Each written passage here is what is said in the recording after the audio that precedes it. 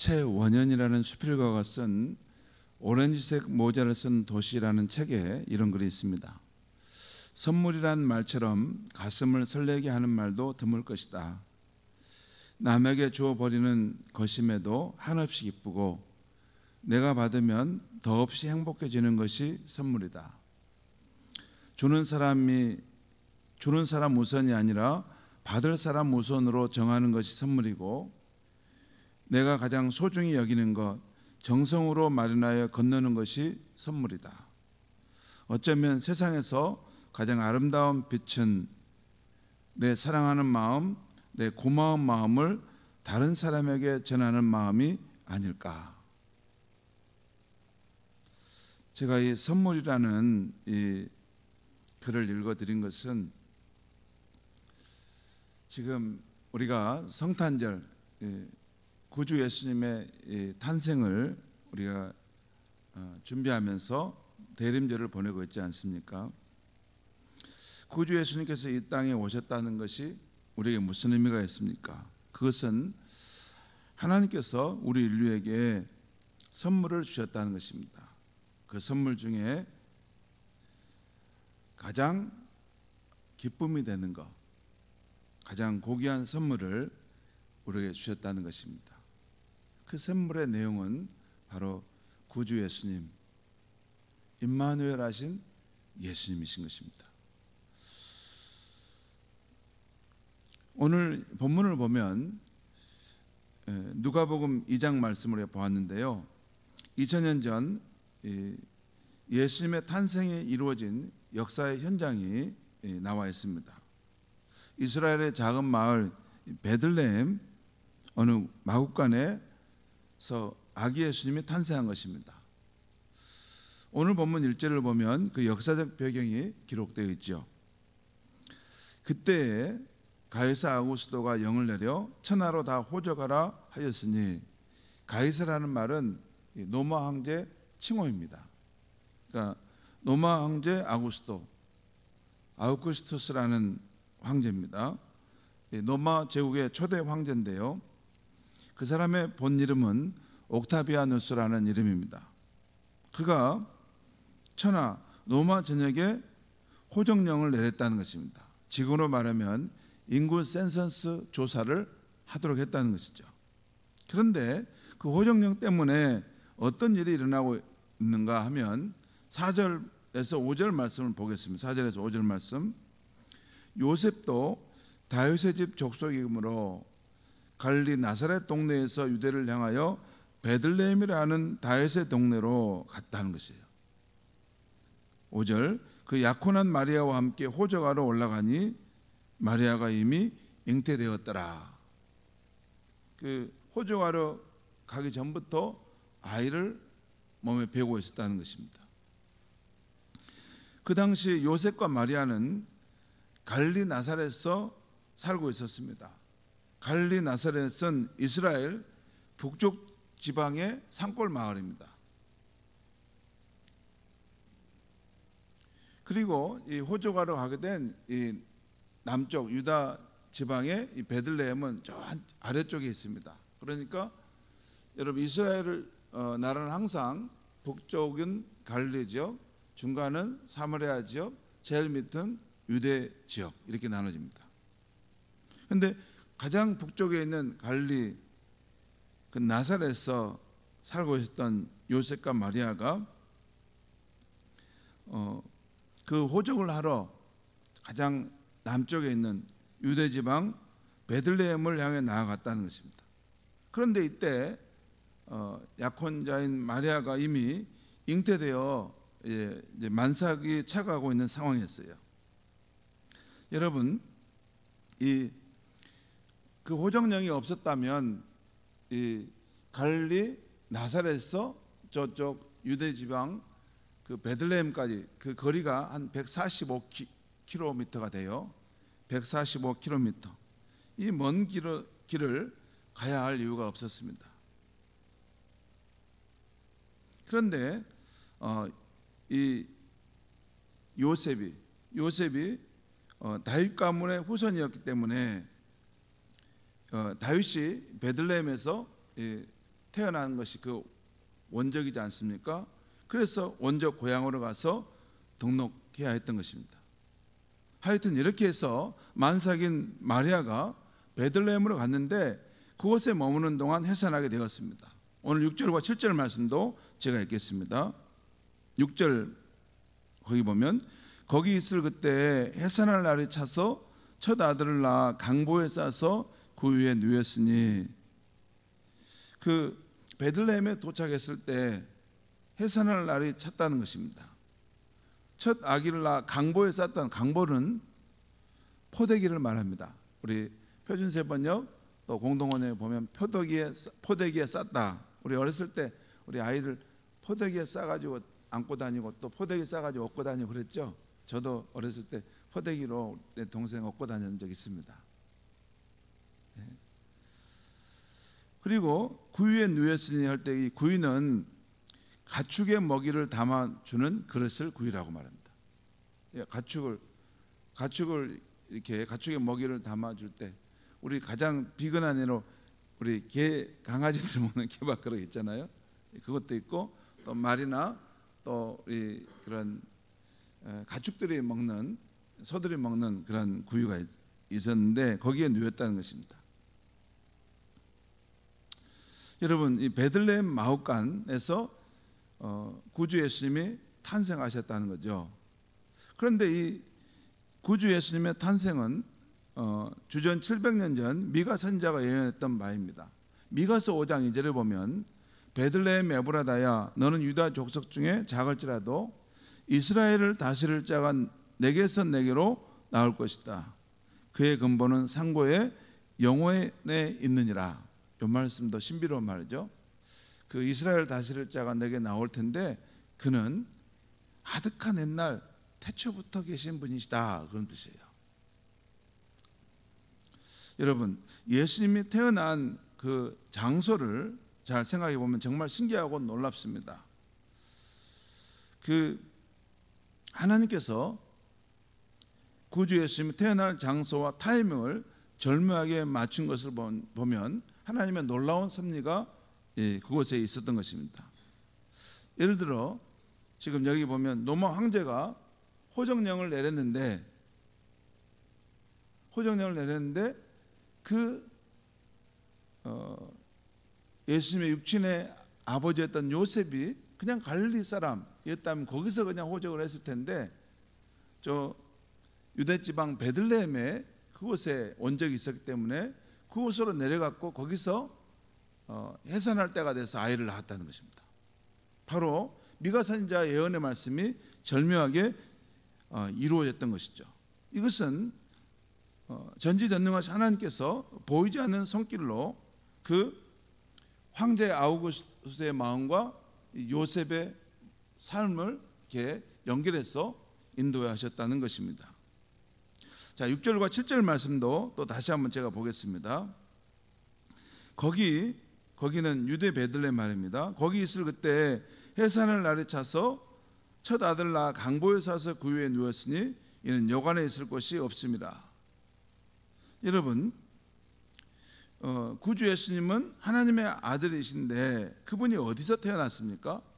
구유는 짐승이 먹이를 먹는 통입니다. 그러니까 아기 예수님은 사람이 사는 집이 아니라 짐승의 외양간에 탄생하셨고 또 포대기에 쌓여 있어서 그 가축이 먹이를 먹는 그 밥그릇에 누이셨다는 것이에요. 어떻게 하나님의 아들이시면서 만왕의 왕이신 분이 그렇게 태어난 곳이 그렇게 누추할 수 있습니까? 또 하나님의 아들이시라면 전지전능하실 테고 본인이 얼마든지 좋은 데를 골라서 태어날 수 있었을 것입니다. 예를 들어 그 당시 세계의 중심부인 로마 제국 궁궐에서, 또 하다못해 이스라엘의 수도 예루살렘 왕궁에서, 아니면 큰 대저택에서 태어날 수도 있었을 텐데 그렇게 하지 않았다는 것입니다. 여러분, 구주 예수님의 신분은 금수저인데도 그런 환경을 선택하여 태어나지 않았습니다. 오히려 흙수저 중에 흙수저의 환경에서 태어나셨다는 거예요.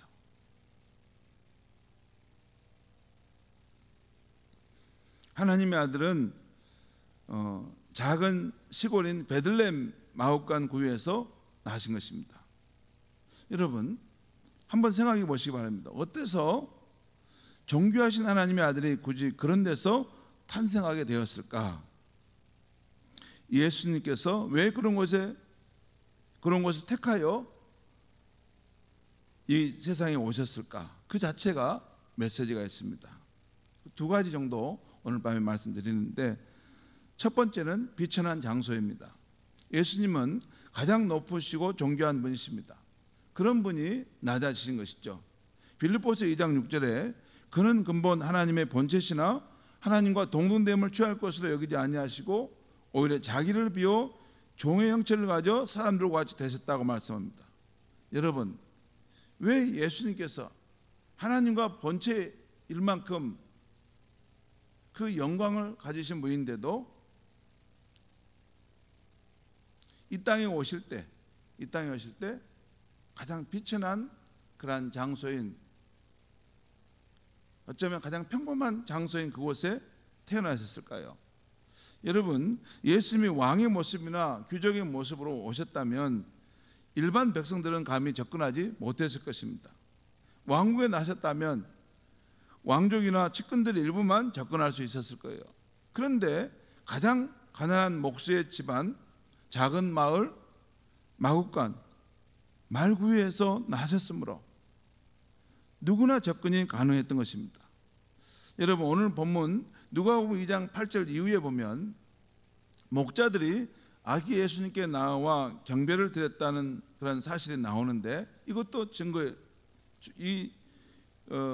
예수님이 가장 비천한 천한 자들의 그런 자들이 와서 예수님을 만날 수 있는 그런 위치에 오셨다는 거예요. 그 당시 목자는 가장 천한 계층의 사람들이었습니다. 그런데 그들은 아기 예수님께 나와서 경배를 드리는데 전혀 어려움이 없었어요. 여러분, 예수님이 이 땅에, 구주 예수님이 이 땅에 오셨는데 그분이 오셔서 거하시는 곳이 이게 존엄한 자리에 가 있었다면, 아니 일반 백성들, 평범한 사람들은 어떻게 그 예수님께 나아갈 수 있었겠습니까? 그 당시 가장 천한 계층이었던 목자들도 예수님께 나아가 경배하는데 아무 어려움이 없었다는 것입니다. 예수님은 하나님의 아들의 신분을 가지셨지만 누구도 그에게 나와 그분을 뵐 수 있도록 자신을 열어주시고 또 나오는 사람을 영접해 주셨던 것입니다. 딱 한 부류 교만한 사람들, 스스로 의인으로 자처하는 사람들은 예수님께 나아갈 수 없는 거였습니다. 마가복음 2장 17절에 예수님이 내가 의인을 부르러 온 것이 아니라 죄인을 부르러 왔다. 구주 예수님께서 이 마옥간에 이 구유에 태어나서 누이셨다는 것은 심령이 가난한 자, 애통한 자들이 언제든 나아올 수 있는, 뵈서 뵐 수 있는 분이시라는 것입니다. 찬송가 369장에 이런 말씀, 찬송이 있어요. 제 짐 맡은 우리 구주 어찌 좋은 친구인지, 걱정 근심 무거운 짐 우리 주께 맡기세. 주께 구함 없는 거로 복을 받지 못하네. 사람들이 어찌하여 아뢰올 줄을 모를까. 여러분, 예수님이 어떤 분이신가요? 복음서의 예수님의 증거는 태초에 말씀이 계시니라, 이 말씀이 하나님과 함께 하셨으니 이 말씀이 곧 하나님이시니라. 그리고 이 말씀이 육신을 입고 우리 가운데 오셨다. 그분이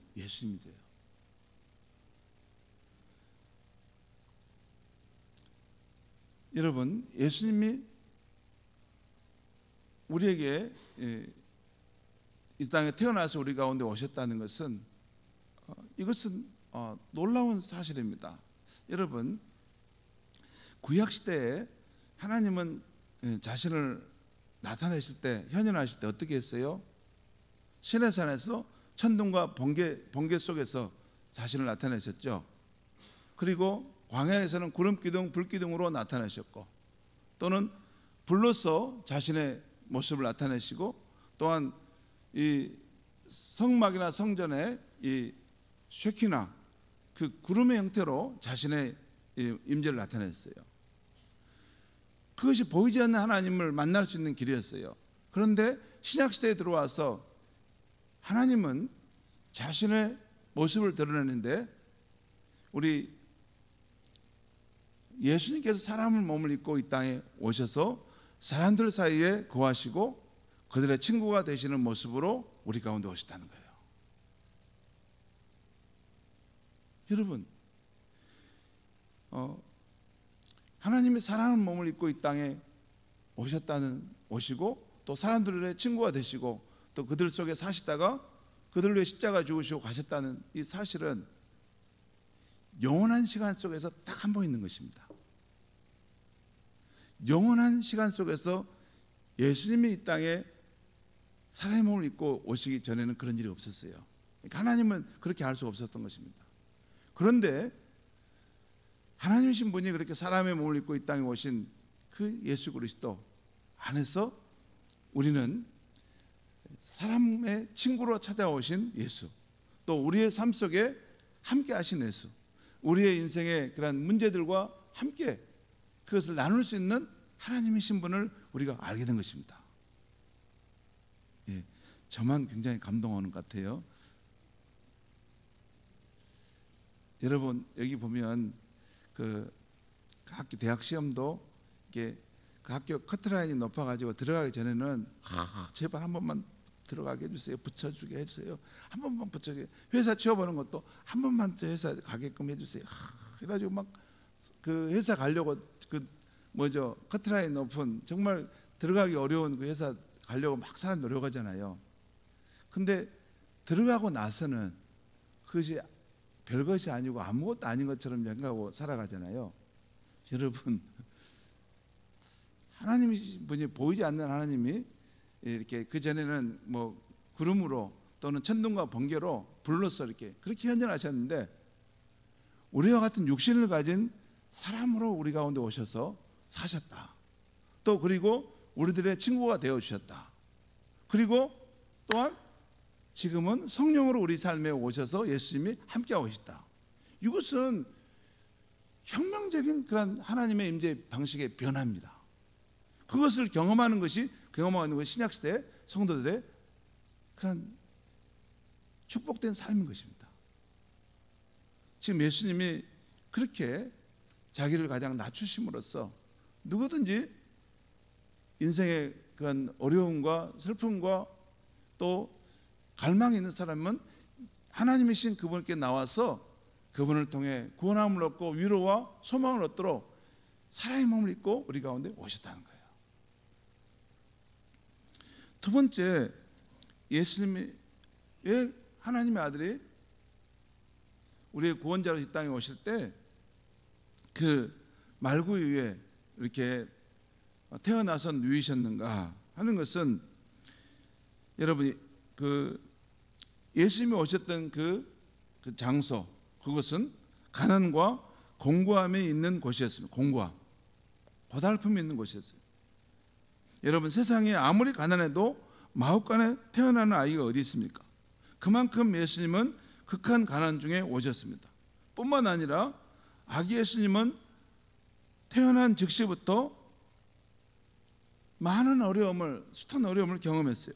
마태복음 2장에 보면 자신을 죽이려 한 헤롯 왕의 핍박을 피해 핏덩이 같은 몸으로 애굽으로 피난을 가셔야 했습니다.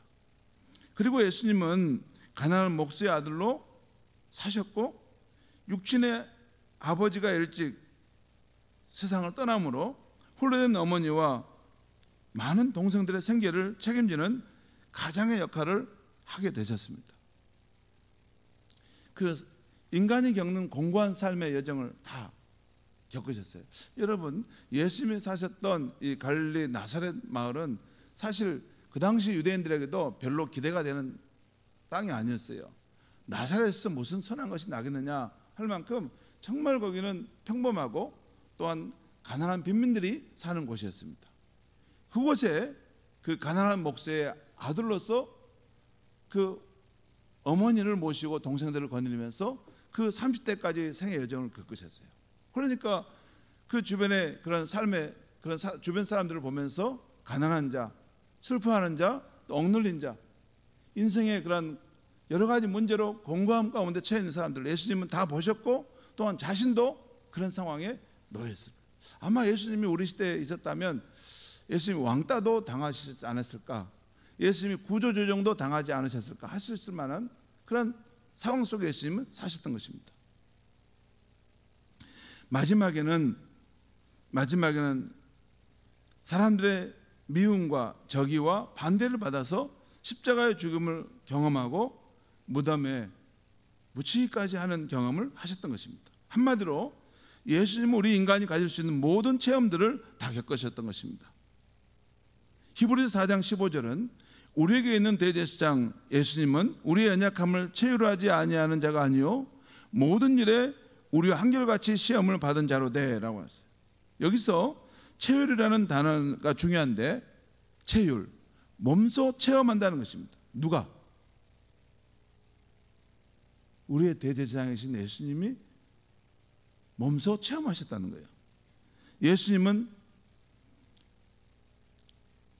하나님의 아들이시기 때문에 무엇이든지 그가 하시고자 하시면 도와줄 수 있는 분이었어요. 그러나 우리가 위로받고 마음속 깊이 감동을 받으려면 공감대가 필요합니다. 하나님의 입장과 인간의 입장, 창조주의 입장과 피조물의 입장, 무한자의 입장과 유한자의 입장이 너무나 다르기 때문에, 여러분, 예수님은 무한하신 분이에요. 무한한 능력과 지혜와 힘을 가지신 분이에요. 그렇지만 우리는 유한한 지혜와 힘과 한계 속에 갇혀 있는 사람이에요. 그래서 예수님은 신성으로만 우리를 도우시면 뭔가 부족한 것입니다. 그런데 예수님께서 인간이 되셔서 연약한 인간, 한계 안에 있는 그 인간의 자리까지 내려오셔서 모든 인생고를 몸소 겪어보시고 우리를 도와주시기 때문에 우리에게 진정한 위로가 되는 것입니다. 여러분, 이것이 불교와 다른 종교와 우리 예수를 믿는 우리 기독교의 특별한 점이에요. 어느 신이, 어느 높은 영광을 취하는 그 신이 이 한계 안에 있는 유한한 존재 안에 자기를 가둬둬서 그 삶을 살다가 가셨습니까? 어느 신이 그럴 필요가 없는 거예요. 그런데 하나님이 우리를 사랑하시기 때문에 우리가 겪는 그 고난과 한계와 그 슬픔과 고통을 이해하시기 위해서 친히 사람의 그 몸을 입고 오셔서 그 인간의 한계 안에 자신을 가둬두고 생활해 보신 거예요. 그렇기 때문에 우리가 믿는 예수님은 우리가 그분께 나아가 아뢰 때 우리의 삶의 문제를 정말 하시고 우리를 도와줄 수 있는 분이라는 확신을 갖게 되는 것입니다. 여러분, 여기 있는 여러분의 담임 목사는 눈물이 많을까요? 적을까요? 네, 눈물이 많을까요? 적을까요? 네. 그리고 여기 있는 담임 목사는 금수저일까요? 흙수저일까요? 네, 그것도 마음속으로 손들어 보시죠. 여기 있는 담임 목사는 무슨 일이든 잘하는 사람일까요? 못하는 사람일까요? 여러분은 어떻습니까? 우리 가운데 금수저 있습니까? 여러분은 뭐든지 하고자 하면 다 잘 됩니까? 제가 이 질문을 던진 것은 정말로 이 구주 예수님이 사람의 몸을 입고 우리 가운데 오셨다는 것이 저는 너무나 고맙고, 정말 제가 제일 좋아하는 찬양 중에 찬양들이 제집 맡은 우리 구주 그 찬양하고 또 88장 내 진정 사모하는 구주 예수님은 참 좋은 친구라 하는 것이에요. 여러분요, 기독교인들은 성부 하나님을 우리 아버지로 모시지만 예수님은 저와 여러분의 참 좋은 친구인 줄 믿습니다. 참 좋은 친구예요. 참 좋은 친구예요. 예수님은 우리의 구원자가 되시고 우리의 주님이시기도 하시지만 우리와 인격적인 관계에서는 참 좋은 친구예요. 언제든지 우리는 그분을 만날 수 있어요. 그분이 우리를 떠나가시면서 내가 너희를 고아처럼 버려두지 아니하고 너에게 오겠다. 그렇게 오신 분이 그의 영 성령으로 저와 여러분 가운데 와 계신 것이에요. 우리가 말씀 속에서 우리가 주님을 찾고 또한 우리가 기도 가운데 성령 안에서 주님을 찾을 때 우리는 고아가 아니고 이미 내게 찾아와서 내 마음이 외로울 때 나를 위로해 주시고 또 나의 좋은 친구로서 함께 하시는 예수님을 알게 되는 것입니다. 여러분, 나의 삶은 특별히 나의 속 깊은 사정을 누가 이해할 수 있습니까? 오직 이 땅에 짐승의 구유에 태어나신 하나님의 아들 예수님만이 나의 고통과 아픔을 아실 수 있습니다.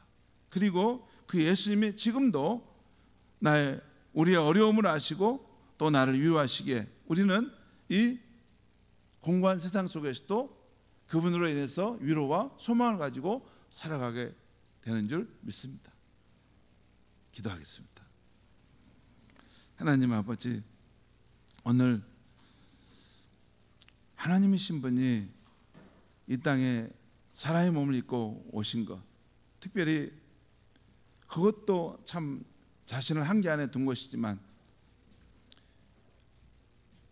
마국간 구유 위에 태어나신 몸을 누이셨던 것을 생각할 때 우리 예수님이 우리에게 얼마나 좋은 친구인지, 우리가 참 인생을 살아갈 때 여러 가지 공고함과 또 한계 안에서 애타할 때 우리가 찾아가고 정말 구할 수 있는 분이 우리 예수 그리스도인 줄 믿습니다.